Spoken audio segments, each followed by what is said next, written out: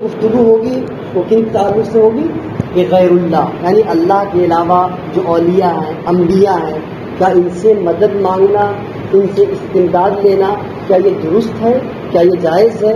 کیونکہ وہابی جسے کہتے ہیں دیوبندی جسے کہتے ہیں وہ کہتا ہے کہ غیر اللہ یعنی اللہ کی ذات کے علاوہ کسی اور سے مدد مانگنا جو ہے یہ شرک ہے. یہ کیا ہے؟ شرک ہے. اور دلیل کیا دے گا کہ دیکھو قرآن شریف میں ہے ایاک نعبد و ایاک نستعین کہ ہم تیری ہی عبادت کرتے ہیں اور کیا ہے و ایاک نستعین اور تجھی سے کیا ہے مدد مانگتے ہیں. وہ کہتا ہے جب قرآن شریف میں یہ ہے کہ ہم تیری عبادت کرتے ہیں اور تجھی سے مدد مانگتے ہیں تو پھر ہم دوسروں کے دروازے پر کیوں جائیں؟ جس طریقے سے اللہ تبارک و تعالیٰ کی عبادت اللہ کے لیے خاص ہے اسی طرح جو ہے مدد مانگنا بھی اللہ تبارک و تعالیٰ کے لیے خاص ہے. کہیں اور جانا نہیں چاہیے. یہ کون کہتا ہے؟ وہابی اور دیوبندی کہتا ہے کہ اور کہیں بھی مدد نہیں مانگنا چاہیے. حالانکہ اس کا جواب آگے آئے گا اس کے تعلق سے گفتگو آگے ہوگی. وہاں پر جو ہے حقیقی معنی مراد یعنی یہ کہ جو اللہ تبارک شرک کب ہوگا پہلے یہ جانے کی شرک کی تعریف کیا ہے. تو شرک اسے کہتے ہیں تعریف اس کی یہ ہے کہ اللہ تبارک و تعالیٰ کی ذات و صفات میں کسی کو شریک ٹھہرانا. ذات کا مطلب کیا ہے؟ ایسے اللہ تبارک و تعالیٰ ہر اعضاء سے پاک ہے نہ اس کے پاس ہاتھ ہے نہ پیر ہے کوئی چیز نہیں ہے اس لیے ذات کا مطلب ہوا. اب اگر ہم کسی کو کہہ دیں کہ ہم کسی کا تصور ذہن میں لائیں اور اسے ہم مانیں اور کہہ دیں کہ جیسا اللہ ہے ویسا وہ ہے تو یہ ذات میں شریک ٹھہرانا ہوا کہ یہ شرک ہوا. اسی طریقے سے اگر یہ کہ ایسے خالق ہے پیدا کرنے والا کیا ہے؟ اللہ ہے اور روزی دینے والا کون ہے؟ وہ اللہ ہی ہے. لیکن کیا ہے کہ اگر وہی صفت یہ صفات ہوئے وہی صفت ہم کسی دوسرے مان لیں مثلا کوئی شخص ہے ہمیں پیسہ دے رہا ہے ہم اس کے پاس کام دیے کریں اور وہ کہہ دیا کہ ہمیں اس نے روزی دیا تو اگر ہم ڈائریکٹ مان لیں کہ اللہ نے نہیں دیا بلکہ یہ کہ یہی دینے والا ہے جیسا اللہ دیتا ہے ویسا یہ دے رہا ہے تو یہ کیا ہوا؟ شرک ہوا. اللہ کی صفات میں شریک ٹھہرانا ہوا تو یہ شرک ہوا. لیکن جو وہ روزی دے رہا ہے وہ اللہ کے دینے ہی سے دے رہا ہے بس واسطہ وہ ہے تو یہ کیا شرک نہیں ہوا. اسی طریقے سے جو ہم اللہ والوں کی بارگاہ میں جاتے ہیں اور ان سے مدد مانگتے ہیں تو کیا ہے دینے والا تو حقیقی معنوں میں خدا ہی ہے لیکن ان کا وسیلہ ہے وہ اللہ کے نیک بندے ہیں. اب دیکھیں تو کیا اس کا ثبوت قرآن میں ہے احادیث طیبہ میں ہے اقوال فقہا ثابت ہے تو اس کے تعلق سے گفتگو ہوگی. کہہ رہے ہیں بحث اولیاء اللہ و انبیاء سے مدد مانگنا. یہ بحث جو ہے اللہ سے مدد مانگنا اولیاء اللہ سے یعنی کہ اللہ کے ولیوں سے انبیاء سے مدد مانگنے کے تعلق سے ہے. کہتے ہیں مصنف کہ اولیاء اللہ اور انبیاء کرام سے مدد مانگنا جائز ہے جبکہ اس کا عقیدہ یہ ہو کہ حقیقی امداد تو رب تعالیٰ ہی کی ہے یعنی حقیقی معنوں میں مدد کرنے والا وہ اللہ تبارک و تعالیٰ ہی ہے یہ اس کا عقیدہ ہونی چاہیے. یہ حضرات اس کے مظہر ہیں یعنی کہ اللہ تبارک و تعالیٰ کی عطا سے یہ ہماری مدد کرتے ہیں یہ عقیدہ ہے تو درست ہے. اگر ہم ڈائریکٹ کہیں کہ نہیں سب یہی دیتے ہیں تو یہ شرک ہے یہ ہم نہیں مانتے. ٹھیک ہے ہم کیا مانتے ہیں کہ اللہ تبارک و تعالیٰ کی عطا سے یہ مدد کرتے ہیں اور مسلمان کا یہی عقیدہ ہوتا ہے. کوئی جاہل بھی کسی ولی کو خدا نہیں سمجھتا. اب کہتے ہیں اس بحث میں دو باب ہیں. پہلا باب جو ہے وہ غیر اللہ سے مدد مانگنے کے ثبوت میں قرآن سے ثابت کریں گے حدیث شریف سے ثابت کریں گے اور فقہائے کرام کے قول سے فرمودات ثابت کریں گے. پھر اس کے بعد تو دوسرا باب ہوگا جو وہ اعتراض کرتے ہیں ان کے جواب میں ہوگا ان کا اعتراض ہوگا اور پھر ہمارا جواب ہوگا تو دوسرے باب میں. یہ گفتگو قریب تقریباً 14 صفحات پر مشتمل ہے.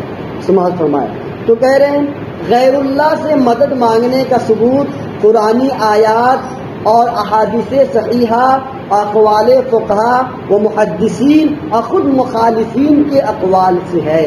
یعنی یہ کہ قرآن کی آیت سے بھی ہے وہ بھی احادیث سے بھی وہ بھی کون احادیث جو صحیح احادیث طیبہ ہے.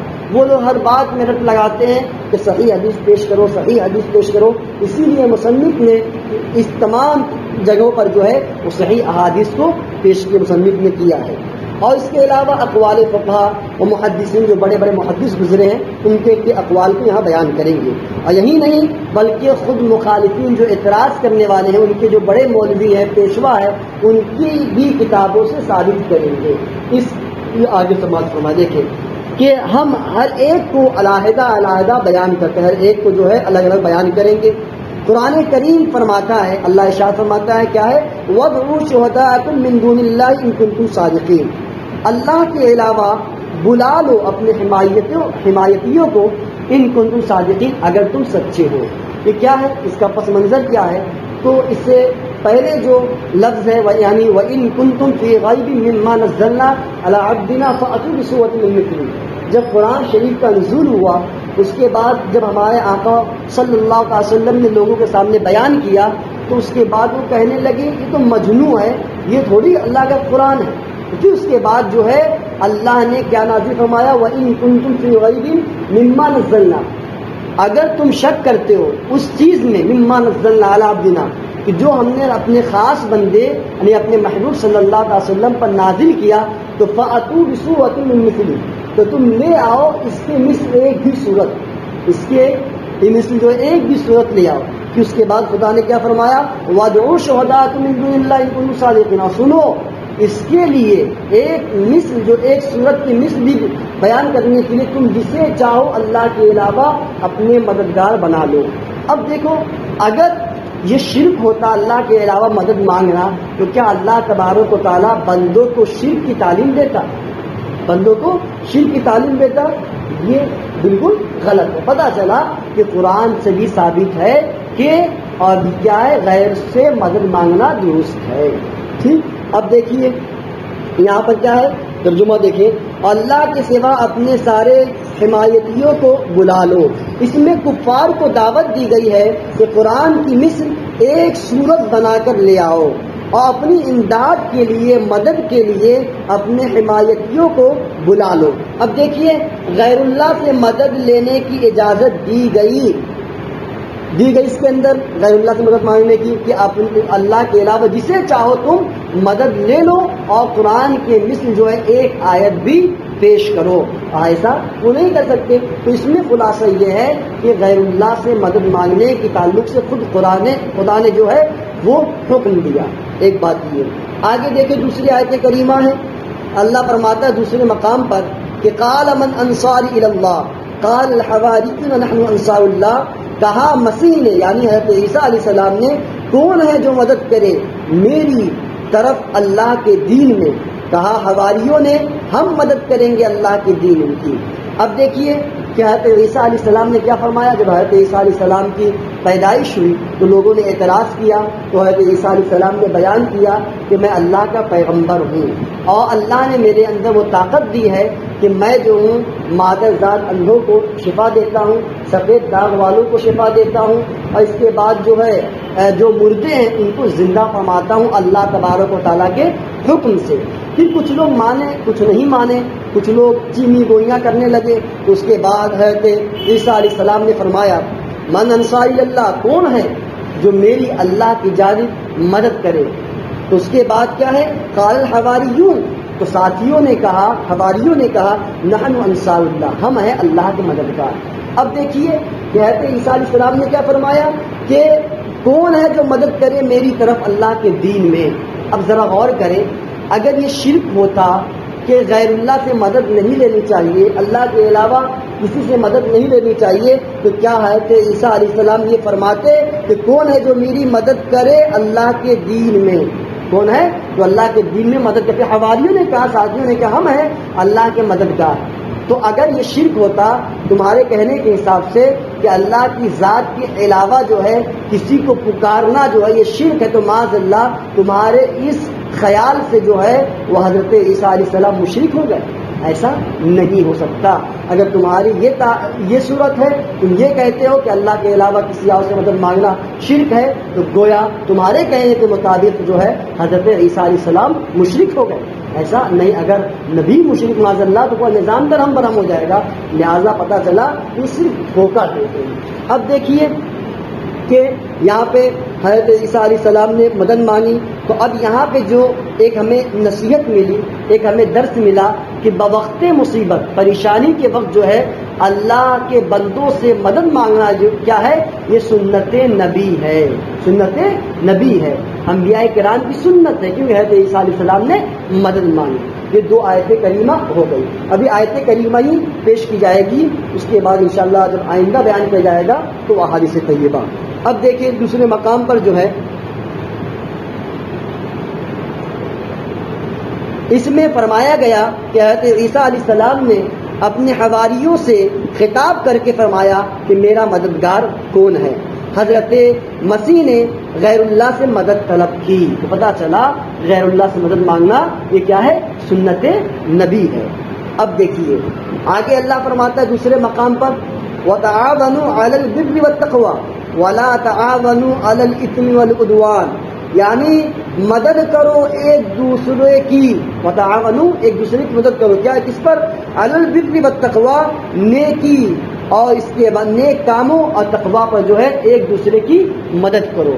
ولا تعاونوا علی الاثم والعدوان، اور مدد نہ کرو کس پر، گناہ پر اور زیادتی پر، یعنی یہ کہ اللہ نے جو حکم دیا وہ کس کو مدد کرنے کے لیے، کہ نیکی پر مدد کرو، اس کے علاوہ کیا ہے، اس کے علاوہ تقویٰ پر مدد کرو۔ تو اب دیکھیے نیک کاموں پر تقویٰ پر مدد کرنے کے لیے اللہ تبارک و تعالیٰ خود حکم دے رہا ہے۔ تو اگر مدد کرنا غلط کام ہے، مدد کرنا شرک ہے، تو کیا خدا تبارک و تعالیٰ جو ہے وہ اپنے بندوں کو شرک کا حکم دے گا؟ ایسا نہیں ہے۔ پتہ چلا یہ صرف دھوکہ دیتے ہیں۔ یہ آیت کریمہ آگے دیکھیں کہ اس آیت میں ایک دوسرے کی مدد کرنے کا حکم دیا گیا۔ اب آگے دیکھیں اللہ فرماتا ہے ان تنصروا اللہ ینصرکم، اگر مدد کرو گے تم اللہ کے دین کی تو وہ مدد کرے گا تمہاری۔ اگر تم اللہ کے دین کی مدد کرو گے، ان تنصروا اللہ، اگر تم اللہ کے دین کی مدد کرو گے تو وہ تمہاری مدد کرے گا۔ پتہ دیکھو خدا جو ہے خود حکم دے رہا ہے کہ تم کیا ہے اللہ کے دین کی مدد کرو۔ تو جب اللہ کے دین کی مدد کرنے کے لیے کہہ رہا ہے تو پتہ چلا کہ غیر اللہ ہے کہ نہیں، اللہ کا دین جو غیر اللہ ہے کہ نہیں، اس کی مدد کے لیے خود خدا حکم دے رہا ہے۔ تو پتہ چلا کہ غیر اللہ سے مدد مانگنا یہ کیا درست ہے اور اللہ کا حکم ہے۔ اب دیکھیے اس میں خود رب تبارک و تعالیٰ نے جو کہ غنی ہے، بے نیاز ہے، اپنے بندوں سے مدد طلب فرمائی۔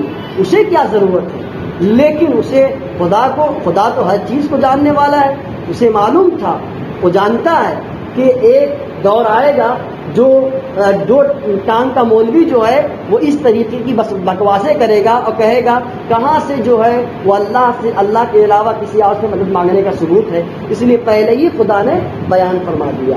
اب دیکھیں دوسرے مقام پر رب تبارک و تعالیٰ نے میثاق کے دن ارواح انبیاء سے حضور علیہ الصلوۃ والسلام کے بارے میں عہد لیا، لتؤمنن به ولتنصرن۔ اس کا واقعہ کیا ہے، پس منظر کیا ہے، پہلے اس کے بیک گراؤنڈ ہم جاتے ہیں کہ اس کا پس منظر کیا ہے۔ تو دیکھیں کہ اللہ تبارک و تعالیٰ نے تمام انسانوں سے عہد لیا، تمام انسانوں سے عہد لیا، اس میں چند عہد تھے۔ ایک عہد تو یہ تھا کہ اللہ تبارک و تعالیٰ نے اپنی ربوبیت کا عہد لیا، اپنے رب ہونے کا عہد لیا، اور دوسرا جو عہد تھا وہ اظہار دین کا، خاص علماء اہل کتاب سے، یعنی اظہار دین کا، یعنی دین کو پھیلانے کا، دین کو لوگوں کے سامنے بیان کرنے کا دوسرا عہد لیا۔ کس سے لیا؟ خاص علماء اہل کتاب سے۔ علماء اہل کتاب کون ہیں؟ جو اللہ تبارک و تعالیٰ کی کسی کتاب پر ایمان رکھے، وہ کیا ہے؟ اہل کتاب ہے، یعنی توریت ہے، انجیل ہے، زبور ہے یا قرآن شریف، ان کتابوں میں سے کسی کتاب پر ایمان رکھے وہ کیا ہوتے ہیں؟ اہل کتاب ہوتے ہیں۔ تو دوسرا عہد کیا لیا اللہ تبارک و تعالیٰ نے؟ وہ خاص علماء اہل کتاب سے جو لیا وہ اظہار دین کا، دین کے پھیلانے کا، یہ دوسرا عہد لیا۔ اور تیسرا عہد جو اللہ تبارک و تعالیٰ نے لیا وہ لیا حضور صلی اللہ تعالیٰ علیہ وسلم پر ایمان لانے کا، اور پھر جو ہے حضور صلی اللہ علیہ وسلم کی مدد کا، ان کی مداونت کا، اور اس کے بعد جو ہے یہ جو آپ جو تیسرا عہد ہے، یہ جو آپ نے عہد اللہ تبارک و تعالیٰ نے عہد لیا، اس سے یہ عہد جو ہے اللہ تبارک و تعالیٰ نے تمام انبیاء کرام سے جو ہے بلا واسطہ لیا، تمام انبیاء کرام سے بلا واسطہ لیا، اور ان کے امتیوں سے جو ہے بالواسطہ لیا، یعنی انبیاء کرام کو ڈائریکٹ لیا اور ان کی امتیوں سے جو ہے ان کے انبیاء ان کے نبیوں سے ذریعے جو ہے انڈائریکٹ لیا۔ کس کے بارے میں؟ جب نبی تشریف لائے تو ان پر کیا ہے؟ ایمان لانا، اور ضرور کیا ہے؟ مدد کرنا۔ یہ کیا تیسرا عہد ہوا۔ اور چوتھا عہد تھا وہ تبلیغ دین کی تبلیغ، اور اس کے بعد ہدایت خلق یعنی مخلوق کی ہدایت کرنا، اس میں تمام انبیاء کرام شامل تھے۔ اب کیا ہے آیت کریمہ کیا ہے؟ پہلے اس آگے سماعت فرمائے کہ جب حضرت آدم علیہ السلام جنت سے نکال دیے گئے، روئے زمین پر آئے، یعنی جو اس وقت وہ سرزمین جو ہے وہ کہاں ہے؟ پہاڑ جو ہے سرنگیت میں ہے، ٹھیک ہے، وہاں پر آپ نازل ہوئے، اور حضرت حوا علیہ السلام جو ہے وہ کہاں نازل ہوئی؟ اتری، وہ جو ہے آپ جدہ میں اتری، ٹھیک ہے۔ اب 300 سال جو ہے آپ دونوں میں کیا ہے؟ فرقت رہی، دوری رہی، جدائی رہی۔ پھر اس کے بعد جو ہے آپ دونوں حضرات جو ہیں کہاں؟ عرفات میں آپ دونوں کی ملاقات ہوئی۔ حضرت آدم کی حضرت حوا سے کہاں ملاقات ہوئی؟ وہ عرفات میں ملاقات ہوئی۔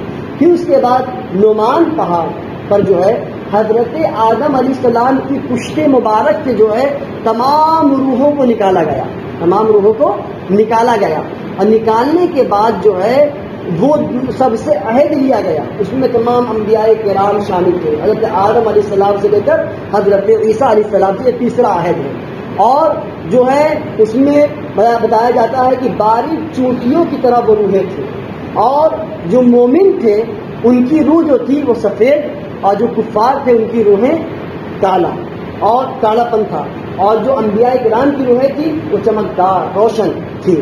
پھر اس میں کیا ہے؟ اللہ تبارک و تعالیٰ نے جو ہے تمام لوگوں سے عہد لیا، کس بارے میں؟ اس کا بیان جو ہے تیسرے پارے میں اللہ فرماتا ہے وَإِذْ أَخَذَ اللَّهُ مِيثَاقَ النَّبِيِّينَ لَمَا آتَيْتُكُم مِّن كِتَابٍ وَحِكْمَةٍ، یعنی اللہ فرماتا ہے کہ یاد کرو جب اللہ تبارک و تعالیٰ نے اپنے پیغمبروں سے ان کا عہد لیا، لما آتیتکم من کتاب و حکمت، کہ جب تم کو حکمت اور کتاب عطا کی جائے، دی جائے، یعنی نبوت سے سرفراز کیا جائے، لما آتیتکم من کتاب و حکمت ثم جاءکم رسول مصدق لما معکم، پھر تمہارے پاس جو ہے ایسے رسول آئے جو تصدیق کرنے والے ہوں تمام کتابوں کی۔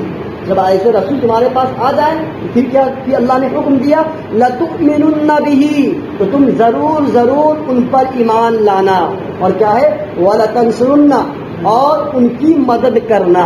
اب دیکھیے کہ اب ذرا یہاں پہ غور کریں کہ اللہ کیا فرماتا ہے کہ جب تمہارے پاس نبی تشریف لائیں تو کیا ہے؟ ان پر ایمان لانا، اور کیا ہے؟ کہ ان کی مدد کرنا۔ اب دیکھیں ذرا کہ اللہ تبارک و تعالیٰ کس سے فرما رہا ہے؟ تمام انبیاء کرام سے فرما رہا ہے، تمام لوگوں سے فرما رہا ہے۔ کیا فرما رہا ہے؟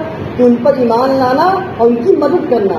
اب اگر یہ شرک ہوتا، ایک دوسرے کی مدد کرنا، اور یہ کہ اولیاء اللہ سے مدد مانگنا شرک ہوتا، تو کیا معاذ اللہ تبارک و تعالیٰ تمام لوگوں سے یہ عہد لیتا؟ نہیں لیتا۔ تو پتہ چلا کہ عہد یہ غیر اللہ سے مدد مانگنا یہ قرآن کی تعلیم ہے۔ اور پھر اس کے بعد دیکھیں صرف اتنے یہ بس نہیں، پھر اس کے بعد خدا نے فرمایا قال آخرتم واخذتم علی ذلک مصری، اس کے بعد خدا نے ارشاد فرمایا آخرتم واخذتم علی ذلک مصری، کیا تم لوگوں نے اقرار کیا اور ان سب بھاری چیزوں پر تم نے ذمہ لیا؟ اس کے بعد قالوا اقررنا، تو لوگوں نے کہا ہم نے تسلیم کیا، ہم نے اقرار کیا۔ پھر اس کے بعد اسی میں بس نہیں، آگے خدا فرماتا قال فاشهدوا، اور سنو خدا نے فرمایا فاشهدوا، ایک دوسرے پر تم لوگ گواہ ہو جائے۔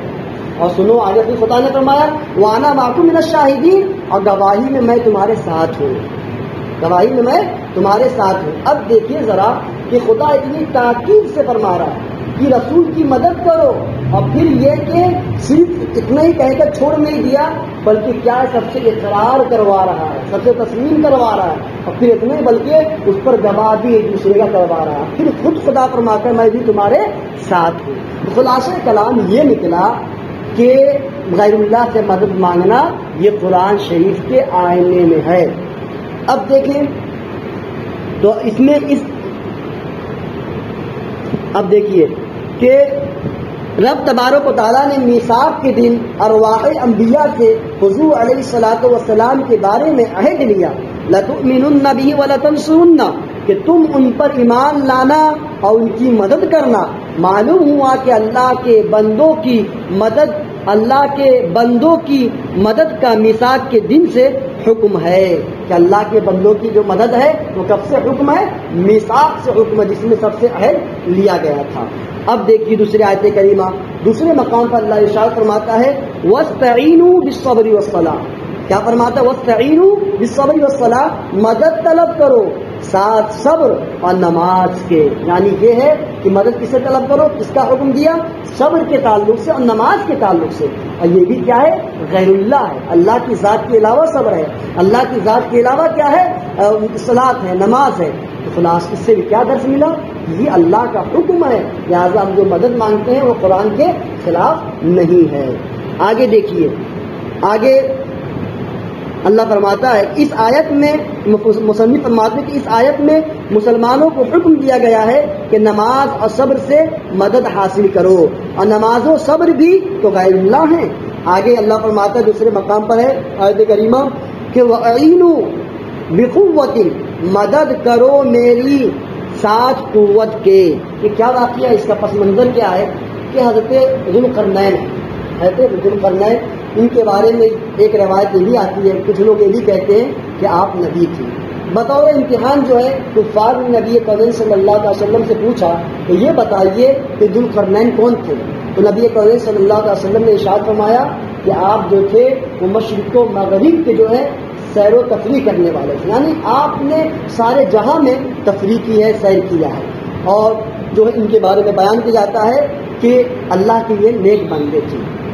ان کا معاملہ کیا ہے کہ جو حضرت نوح علیہ السلام کی اولاد تھی، یعنی کہ 3 اولاد جن کا نام سار، حار اور یافس ہے، یہ تینوں اولاد کیا ہونا ہے؟ حضرت نوح علیہ السلام کی اولادوں میں سے۔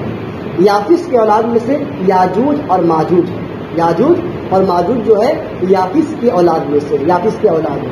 تو یہ جو یاجوج ماجوج تھے، یہ لوگ جو ہے اپنے دائرے سے ہٹ کر دوسرے علاقے میں جاتے تھے اور پورے فصلوں کو برباد کرتے تھے، فساد پیدا کرتے تھے، یہاں تک کہ چرند پرند کو بھی کھا جاتے تھے، اور جو ہے جو چیزیں پاتے اسے جو ہے کھا جاتے تھے۔ یہ معاملہ ان کا تھا۔ تو اس دوسرے علاقے والے بہت حیران تھے، پریشان تھے۔ جب حضرت ذوالقرنین وہاں پہنچے، تشریف لے گئے، اس کے بعد جو ہے ان لوگوں نے یہ چیز بیان کی، تو اس کے بعد جو ہے آپ نے جو ہے ایک دیوار کھڑی کی، آپ نے دیوار کھڑی کی کہ اب جو ہے وہ یاجوج ماجوج اس جانب سے یہاں پہنچ نہیں پائیں گے۔ اور اب دیکھیے اللہ تبارک و تعالیٰ کی عطا سے آپ کو ایسا علم غیب دیا گیا تھا کہ آپ نے بتا دیا تھا کہ قرب قیامت جو ہے یہ لوگ اس کو توڑ پائیں گے۔ حدیث شریف میں آتا ہے کہ یہ لوگ جو ہے روزانہ جاتے تھے اور اسے کھودتے تھے، جو بیچ میں دیوار تھی اسے کھودتے تھے، اور کھودتے کھودتے قریب پہنچ جاتے، اس کے بعد چھوڑ کر چلے جاتے تھے اور کہتے تھے یہیں پہ چھوڑ دو، اب کل آئیں گے تو اب اس کو تو اکھاڑ ہی دیں گے۔ لیکن جب کل واپس آتے تھے تو دیکھتے تھے کہ یہ جو ہے اور مضبوط ہو گیا، اللہ تبارک تعالیٰ کے حکم سے جو ہے یہ چیز اور مضبوط ہو گئی ہے۔ تو پھر اس کے بعد ایسے کئی دن ہمیشہ وہ کرتے ہیں مطلب بیان کیا جاتا ہے کہ قرب قیامت جو ہے جب یہ لوگ کھود کے لوٹیں گے، دوسرے دن جب واپس آئیں گے وہیں تک جو ہے وہ چیز ملے گی، اور پھر اس کے بعد جو ہے اسے اکھاڑ دیں گے۔ تو بتانے کا مقصود کے بعد جو ہے یہ لوگ بیت المقدس، مکہ مکرمہ، مدینہ منورہ، اس کے علاوہ ہر طرف جو ہے پہنچیں گے، ان کی مقام پر نہیں پہنچیں گے۔ حضرت عیسیٰ علیہ السلام کی دعا سے یہ دونوں ہلاک ہو جائیں گے۔ تو بتانے کا مقصد یہاں پر کیا ہے کہ دیکھیے حضرت ذوالقرنین کیا ہے، دیوار کھڑی کر دی۔ جب دیوار کھڑی کر رہے تھے تو انہوں نے کیا فرمایا تھا کہ وَأَعِینُوا بِقُوَّةٍ، کہ مدد کرو میری ساتھ قوت کے، یعنی تم لوگ بھی میری مدد کرو۔ تو اب دیکھو کہ یہاں پہ مدد مانگ رہے کہ نہیں مانگ رہے؟ ہم اولیاء اللہ کی بارگاہ میں کیا کرتے ہیں، جاتے ہیں کیا عرض کرتے ہیں کہ اے اللہ کے نیک بندو ہماری مدد کیجیے، یہ ہماری پریشانی، یہ ہماری پریشانی، یہ ہماری دقت ہے۔ اب وہ وہاں پر کیا کہہ رہے، وہ بھی تو پریشانی میں ہے، یعنی کہ دیوار کھڑی کر رہے ہیں، اور یہ کہ کچھ ضرورت پیش آ رہی ہے، اور اکیلے تو تنہا انسان کھڑا نہیں کر سکتا ہے، تو اس کے لیے کیا ہے وہ دوسروں کو بلا رہے ہیں مدد کے لیے۔ پتہ چلا کہ اولیاء اللہ سے مدد مانگنا یہ قرآن کے آئینے میں ہے۔ اب دیکھیے اس سے معلوم ہوا کہ حضرت ذوالقرنین نے دیوار آہنی بناتے وقت لوگوں سے مدد طلب فرمائی. اب دوسرے مقام پر اللہ فرماتا ہے ایدک بنصری وبالمؤمنین، اے نبی رب نے آپ کو اپنی مدد اور مسلمانوں کے ذریعے قوت بخشی. اب یہاں پہ بھی کیا ہے، اللہ خود فرماتا ہے ایدک بنصری وبالمؤمنین کہ اے نبی اللہ تبارک و تعالیٰ نے آپ کو اپنی مدد اور مسلمانوں کے ذریعے مسلمانوں کی مدد سے کیا ہے قوت بخشی، طاقت بخشی. اب دیکھیے دوسرے مقام پر اللہ فرماتا ہے یا ایھا النبی حسبک اللہ ومن اتبعک من المؤمنین، اے نبی آپ کو اللہ آپ کے مطیع مسلمان کافی ہیں، یعنی یہ آپ کے مددگار ہیں، یہ لوگ آپ کے لیے کافی ہیں. تو یہاں پہ بھی جگہ جگہ جو ہے اللہ تبارک و تعالیٰ مدد کے تعلق سے ہی بیان فرما رہا ہے.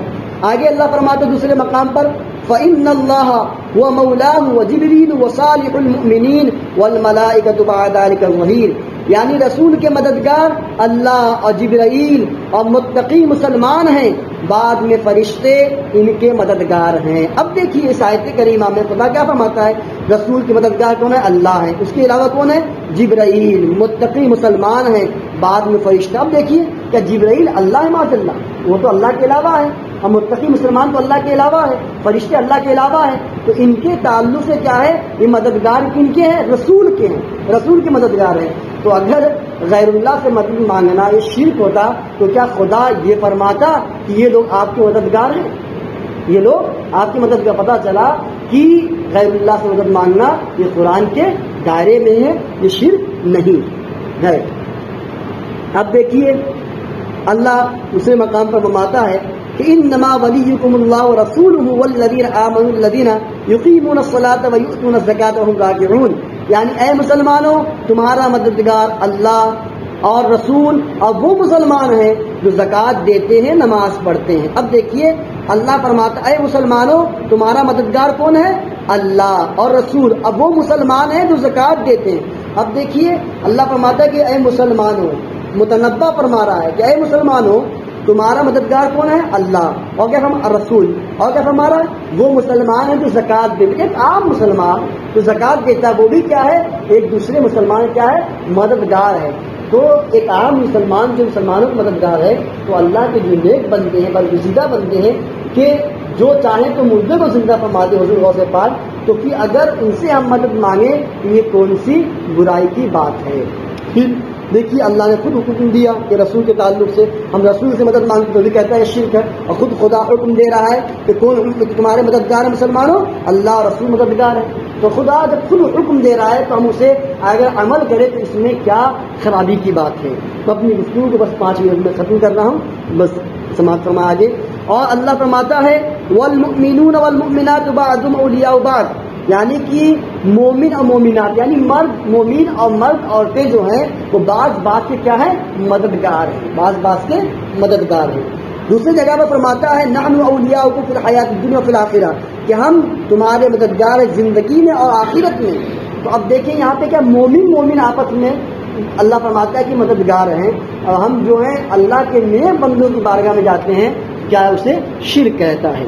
معلوم ہوا کہ رب تمہارا بھی مددگار اور مسلمان بھی آپس میں ایک دوسرے کے کیا ہے، مددگار ہے، مگر رب تعالیٰ بذات مددگار اور یہ بالعرض، یعنی یہ ہے کہ اللہ تبارک تعالیٰ جو ہماری مدد کرتا ہے وہ تو ڈائریکٹ مدد کرتا ہے، لیکن اولیاء اللہ جو مدد کرتے ہیں وہ انڈائریکٹ، یعنی اللہ تبارک و تعالیٰ نے انہیں وہ طاقت دی ہے، وہ قوت دی ہے، وہ بلندی دی ہے کہ ہم ان کے بارگاہ میں جو مانگتے اللہ کی عطا سے وہ ہمیں عطا فرماتے ہیں.